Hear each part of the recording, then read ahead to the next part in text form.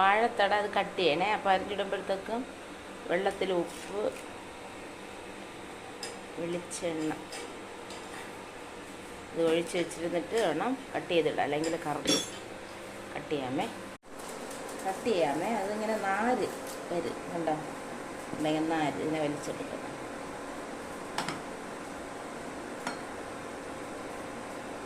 എല്ലാം ഇങ്ങനെ കട്ട് ചെയ്തിട്ട് കുറേ നാരുണ്ട്, കഷ്ടം.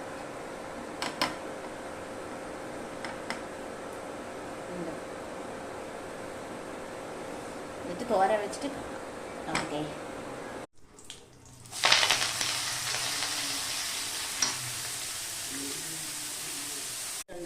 വാഴത്തണ്ട് അതിങ്ങനെ വെള്ളത്തിട്ടിരുന്നേ ഇരിക്കട്ടെ.